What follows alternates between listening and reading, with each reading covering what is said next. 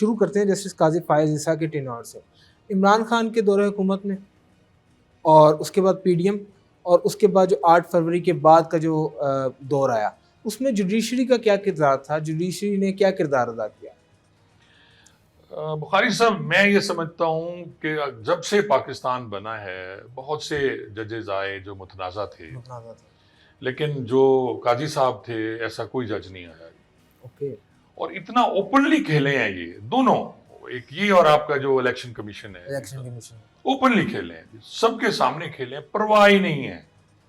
Result change हो रहे हैं, परवाह ही नहीं है, केस हो रहे हैं। और सबसे बड़ी बुनियाद काजी साहब ने रखी, एक तो उन्होंने वो बल्ले का निशान छीन लिया, इंट्रा पार्टी इलेक्शन ना होने की वजह से। इंट्रा पार्टी इलेक्शन, कितनी पार्टियों के इलेक्शन जो हैं आप देखें वो हुए हैं, कोई एक निकाल के देख लें, आज तक नहीं हो रहा। वो एक जो बंदा है वो हर दफा आ जाता है और वो उस वक्त नजर आता है जिसने जो कहता है मैं बानी मेंबर हूं, और वही आके खड़ा हो जाता है, वो खुद ही इनका प्लांटेड है। और फिर सबसे उससे भी बड़ा जुल्म ये हुआ कि काजी साहब ने जो आरओज थे वो जुडिशियल ऑफिसर लगाने की बजाय असिस्टेंट कमिश्नर्स को बनवा दिया। अब असिस्टेंट कमिश्नर तो हुकूमत के गुलाम होते हैं, जो चाहे वो किसी सूबे की हो, वो तो उनके अंडर होते हैं। जुडिशली का फिर भी भरम है कि जी वो किसी के जेर असर नहीं होते, आते हैं, वो भी आते हैं, ये नहीं कि नहीं आते हैं, क्योंकि हम लोग इसी माशरे से हैं, हम लोग इसी से हैं ना। मैं अगर वकील हूं, मेरा भाई जज है, दूसरा भाई पुलिस में है, कोई भाई कहीं है, तो सब तो एक ही है ना, रॉ मटेरियल तो एक है। बिल्कुल। उस रॉ मटेरियल से तो अगर अच्छा नहीं है तो गांधी बनेगा ना, अच्छी चीज तो नहीं बनेगी। तो यही किया जनाब, इन्होंने आरओज लगा दी। और मुझे याद है मैं उस वक्त यूके में था और काफी दोस्त जो कागजात जमा कराना चाह रहे थे उनके घरों पे रेड हो रहे हैं, उठाया जा रहा है, उनको जाने नहीं दिया जा रहा आरओज के पास। तो मैं ये समझता हूँ मेरी पूरी जिंदगी में मैंने कुछ 7 इलेक्शन कराए हैं बीइंग ए पुलिस ऑफिसर, कहीं ऐसा गंद और करप्शन और इस तरह की बदउनवानी मैंने नहीं देखी जो आपका ये फरवरी 8 वाला इलेक्शन था। तो इसमें सब ने अपना हिस्सा भरपूर डाला है और काजी साहब ने भी अपना काम पूरा किया है। अब आ जाते हैं तरमीम की तरफ। तरमीम की आप बात कर रहे हैं, ये तरमीम किस लिए होती है, किन के लिए होती है? अगर मैं आपसे सवाल करूं कि बुखारी साहब ये तरमीम जो है ये क्यों की जाती है, तो अवाम के लिए की जाती है। रियासत तरमीमें क्यों करती है, हुकूमतें ऐसे आइन क्यों बनाया जाता है कि बुनियादी हकूक क्यों दिए जाते हैं अवाम के लिए, एक आम शख्स के लिए ना। सही। आप उसमें आप तब्दीली कर रहे हैं जी, करें जी, 100 बिस्मिल्लाह करें, अगर आपके पास मेजॉरिटी है आप करें। लेकिन फिर काजी साहब ने एक और भी हरकत फरमाई ना, 63A खत्म कर दिया। और जिस तरह किया गया, एक दिन कानून बना, दूसरे दिन उन्होंने बुला लिया, जजेस उधर भेज दिए, मंसूर अली शाह साहब वगैरह, और अपनी मर्जी के जज बिठा के फिक्स कर दिया और उड़ा दिया। तो लोग अंधे नहीं है, लोगों में बहुत ज्यादा शऊर है। जो बात मैं कर रहा था कि जी जिसके लिए कवानीन बनते हैं, जिसको सहूलत देनी चाहिए अवाम है, वो उससे आपने आईने पाकिस्तान को यूं छुपाया, तरमीम को जेब में डाल के 6 आपने उसके मसवदे बनाए और किसी को क्या दिया, किसी को भाई आप ओपन करके रख दें, लोग डिबेट करें, लोग बात करें, फिर हमारे नुमाइंदे बात करें, हम सुने कि क्या हो रहा है हमारे साथ और कल को क्या होना है। ये जो साइन कर देते हैं, आप ये देखें ना, फलां बन गई जी, फलां चीज बन गई, फलां पे हम इतना कर्जा ले रहे हैं, और फिर इसमें मैं ऐड करूंगा आपके जो बिजली के जो पावर स्टेशन हैं, आपको पता ही नहीं है कि उसमें क्या मुआहदे हुए, क्या हुआ, किसने लिए। यानी हम पैसे भर रहे हैं और हमें नहीं पता। सर, ये जो 26वीं आईनी तरमीम है, ये डेमोक्रेटिकली पाकिस्तान के लिए कितनी फायदेमंद साबित होगी? और दूसरा ये कि अब जुडिशरी के लिए ये क्या नुकसानदेह साबित होगी? क्योंकि पीटीआई की तरफ से ये नैरेटिव आ रहा है कि अब अपनी मर्जी का जज लाया जाएगा, चीफ जस्टिस अपनी मर्जी का लाया जाएगा। थोड़ा सा इसके बारे में एक्सप्लेन कर दें। देखिए, जो मैंने पढ़ी है बुरी चीज़ नहीं है। देखें, तरमीम करना या कानून में नया कानून बनाना, उसमें तरमीम करना, आइन बनाना होना चाहिए। आप देखें ये इस्लाम में भी है ना, इस्लाम में भी देखें कि अगर कोई नई चीज़ आई है तो आपको उसमें ये तो नहीं है कि जहाज उस वक्त नहीं था तो अब जहाज हराम हो गया। आप और मैं कैमरे के सामने बैठे हैं तो कैमरा हराम तो नहीं है ना। उस वक्त जो कैमरा नहीं था जी, उस वक्त तो था नहीं, तो इस वक्त हराम हो गया। तो ये सारी चीजें आनी चाहिए, तरमीम होनी चाहिए, हर जगह होनी चाहिए। और इज्तिहाद कहते हैं इस्लाम में, इज्तिहाद कहते हैं। इज्तिहाद ये होगा है आपने जो भी आप करना चाह रहे हैं मिल के बैठें, उलमा बैठें और वो सब करें कि जी हाँ इसमें ये हो सकता है। तो कवानीन होने चाहिए, लेकिन जिस मौके पे बनाए जाएं और एक गलत मौके पे बनाए जाएं और उस अपने किसी बंदे को लाने के लिए बनाए जाएं और एक मखसूस शख्स को, मखसूस जज को ना आने देने के लिए बनाए जाएं।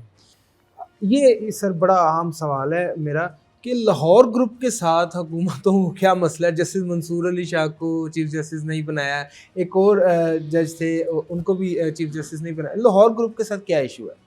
देखिए बहुत कम लोगों को पता है कि सुप्रीम कोर्ट की 17 टोटल सीटें होती हैं जी।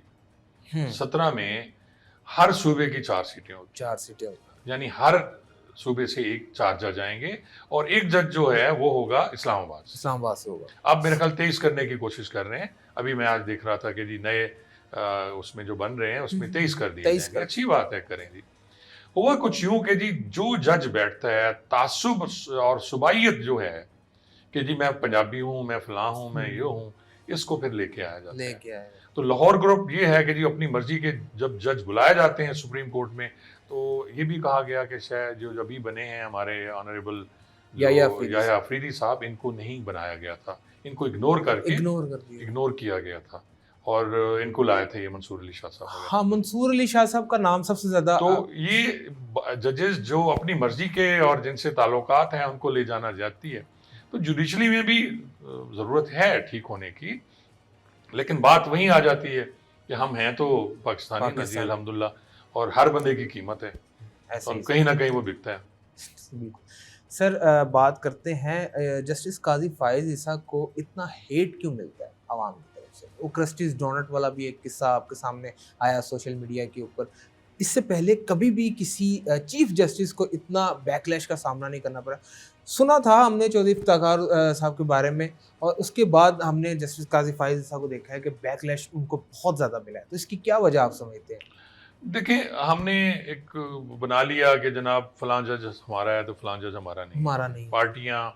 पार्टियों ने सियासत घुसेड़ दी।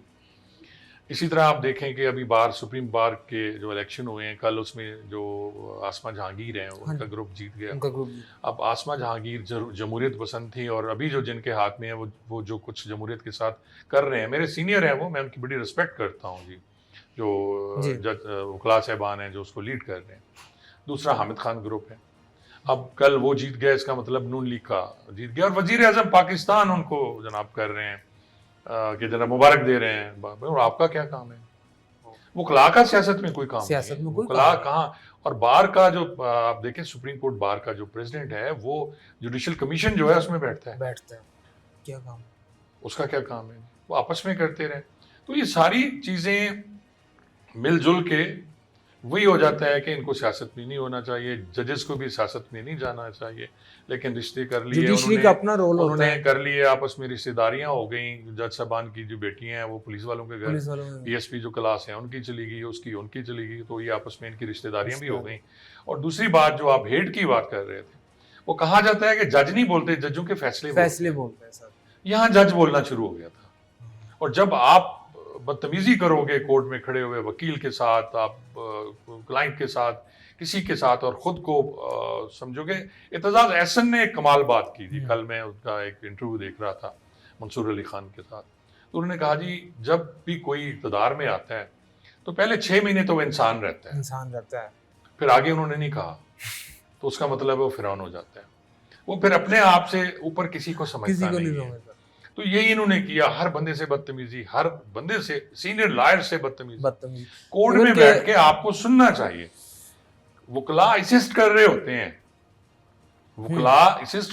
हैं कोर्ट को बिल्कुल, लेकिन जज बोली जा रहा है, बोलने नहीं दे रहा।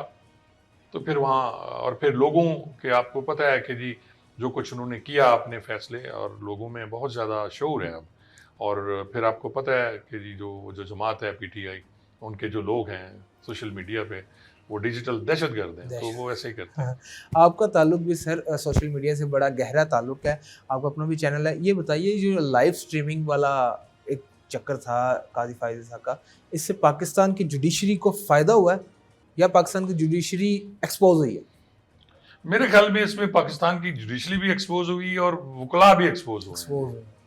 वो एक्सपोज इसलिए हुए हैं कि जो क्लाइंट साथ नहीं जाता, एक तो अब इस्लामाबाद में केस लगा हुआ है और मैं बैठा हुआ हूँ जी भावलपुर में, वहाँ से मैं गया इस्लामाबाद, सुबह वकील साहब के पीछे फिर रहा हूँ, फाइलें मैंने उठाई हुई हैं, मैं गया फिर देखा वो वकील बोल रहा है नहीं बोल रहा। नहीं बोल अक्सर लोगों को शिकायत हो रही है वो जी वकील बोला ही नहीं है जी, वो जी क्या करते वकील हमारा खामोश खड़ा रहा है।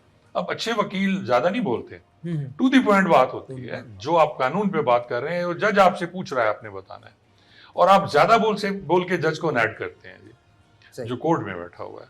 तो इसलिए एक्सपोज हुए बहुत से वकला जिनका नाम था, और जब मैंने वकालत शुरू की 19 में लाहौर में, मेरे सामने बड़े बड़े वकला के नाम थे, वो भी एक्सपोज देखे मैंने, उनको काम आता ही नहीं है, वो सारे उनके फेस ही है जो जहाँ सामने जाके जी फलाना साहब हैं फलाना साहब हैं। हाँ। और ये सारे केसेस के जो फैसले हो रहते हैं वो फलाना साहब के फेस पे हो रहते हैं। एक तरफ एक जो फेस जिसका है वकील खड़ा हुआ है, दूसरी तरफ एक आम या मैं खड़ा हूँ, तो जज साहब ने भी उसके फेवर में फैसला करना है, तो यहाँ फिर काम खराब होता है।